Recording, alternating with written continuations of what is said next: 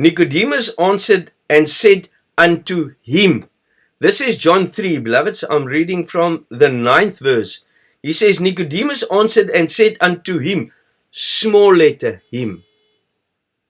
If it was a Jesus Christ that people are referring to, now this is Jesus, the Son of God, and he said him, small letter. In other words, beloved, who's that Jesus? Many members, one body. When we talk about Jesus Christ, the power and force of God, then it's very few times that you actually see that it's capital letter. It does happen. But 99% it's small letters. Because it's somebody, it's Christ within somebody. You see? Because Christ, beloveds, if Christ is in my temple, Jesus Christ is in my temple, and I talk to you, who's speaking to you? You see? That's what happened to Philip. He says to Philip, I've been with you so long, and you haven't known me. If you see me, you see the Father.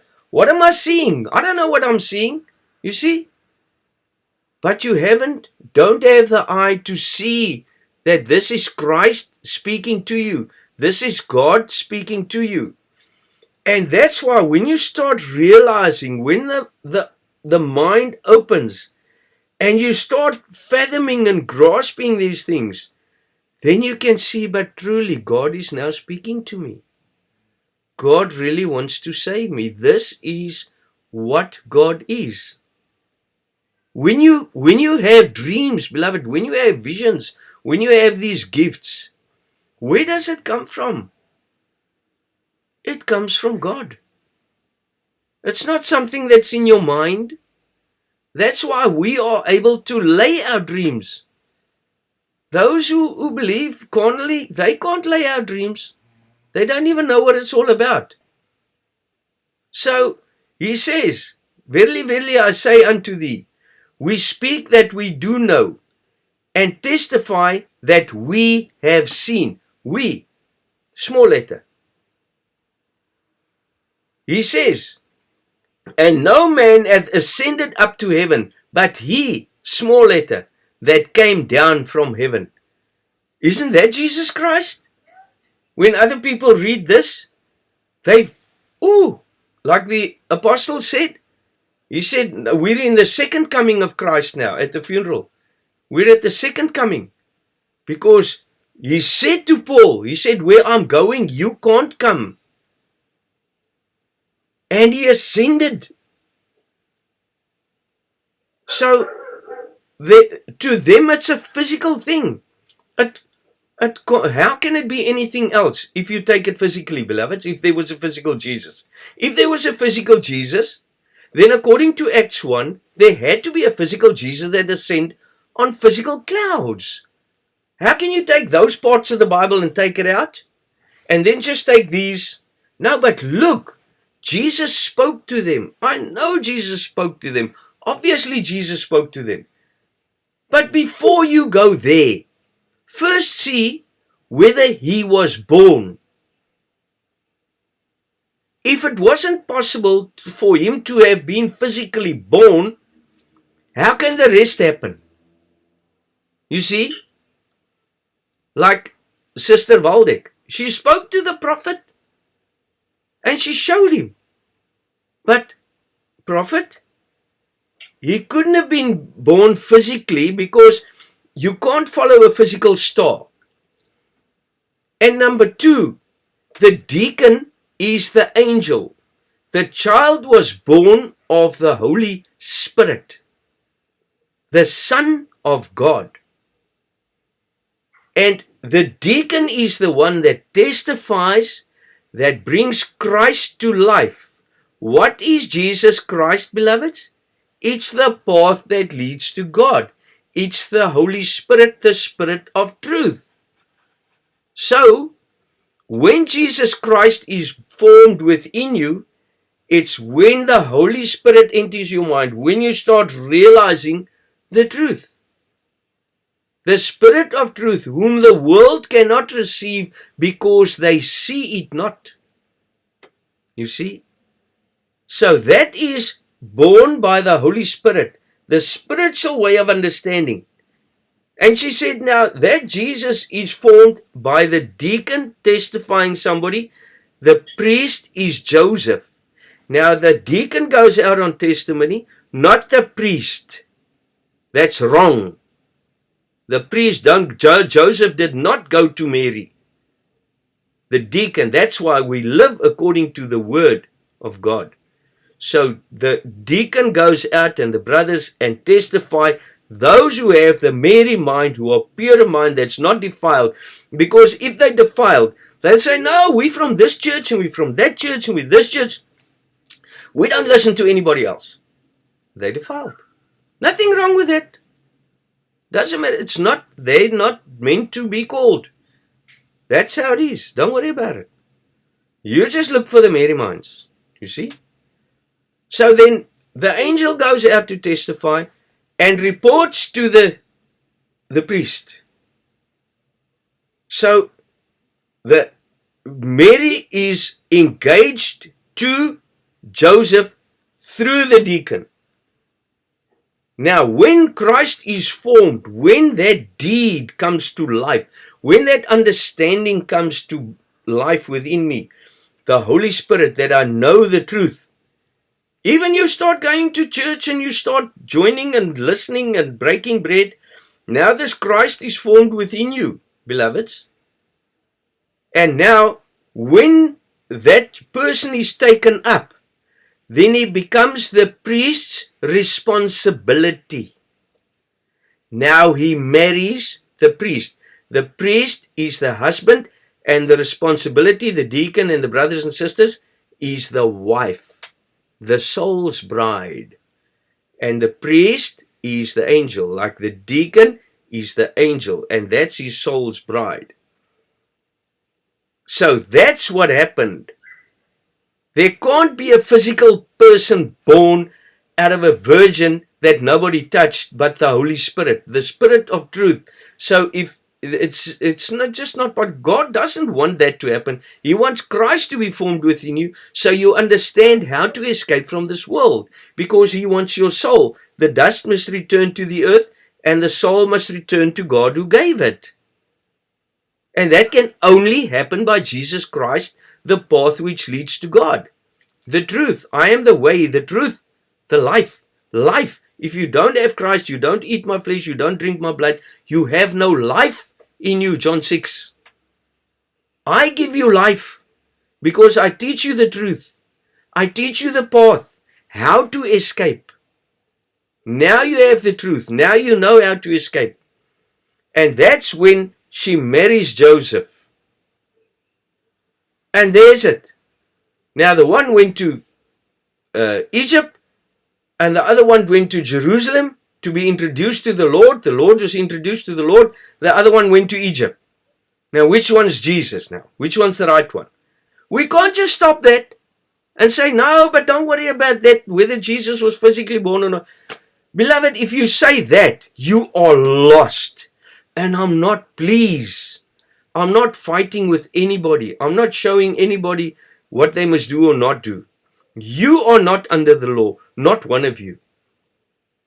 You are here because you called to be free. You are here because you set free of the law. Nobody puts you under the law. Yeah, you are free. You don't fear anything. All you want is that truth. All you want is that love. All you want is that light. All you want is to ascend above this world. You want to be set free of this darkness. That's all you want. If somebody starts telling you, no, you have to do this and you have to do that and you have to do this, then you know what? Then you're controlled by fear. And when you're controlled by fear, He says to His disciples, I'm going to the Father. He says, if you want to, you can follow me. And they said, if you command us, we'll go. Why? Because they used to being under the law, beloveds. because they used to be forced to do everything.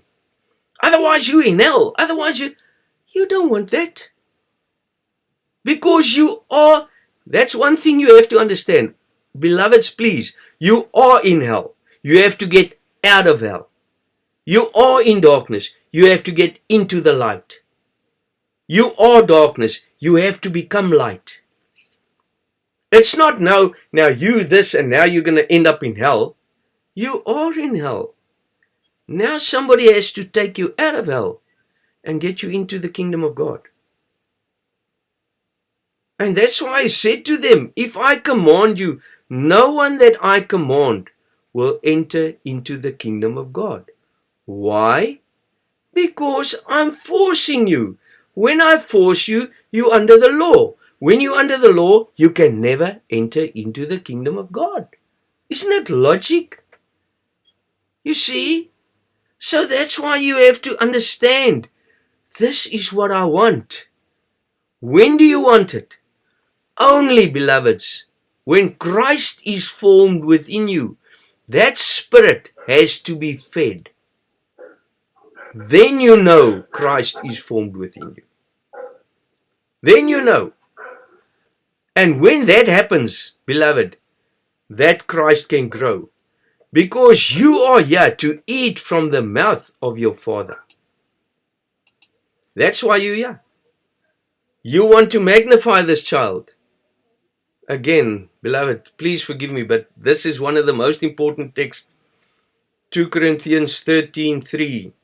Since ye seek a proof of Christ speaking in me, which to you it is not weak, but is mighty in you. Christ is mighty in you. The Holy Spirit is mighty in you. That has to grow. And spirit lives of spirit. Flesh lives of flesh. That is what's born of the flesh is flesh. That which is born of spirit is spirit. So I can tell you all these most beautiful things of this Jesus that did all these wonder works and all that. You don't want to hear that.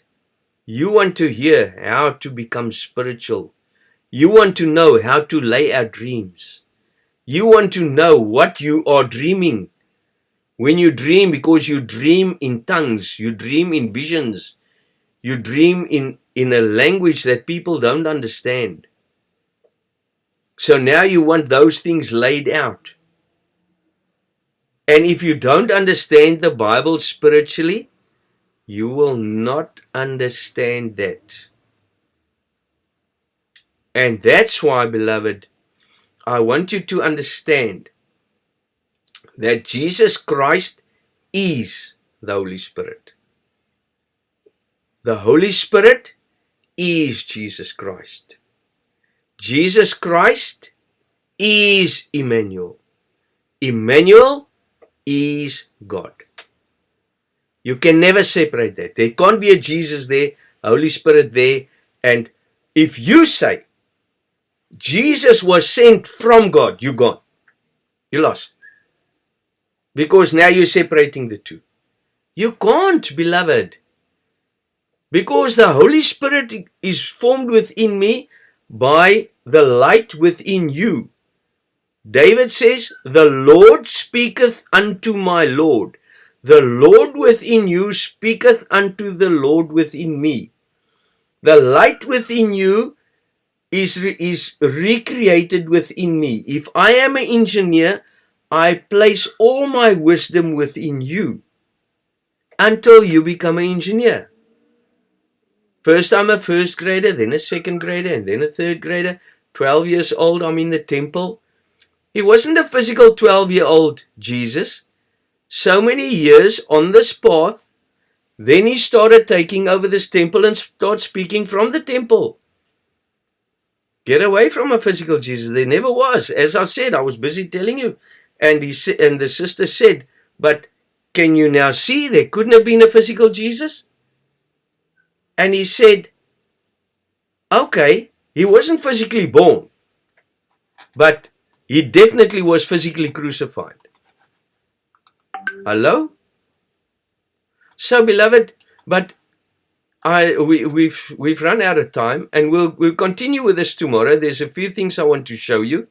That's extremely important to understand concerning these things. And then we're going to go from there. But I want you to understand what Jesus, the path is that you have to follow to enter into the kingdom of God. How the Holy Spirit, the Jesus and God is one. It's one. It's all one. How they one exactly, the Trinity, and how it works and how you can utilize that to become you to enter into the kingdom of God. Thank you, beloveds. God bless you.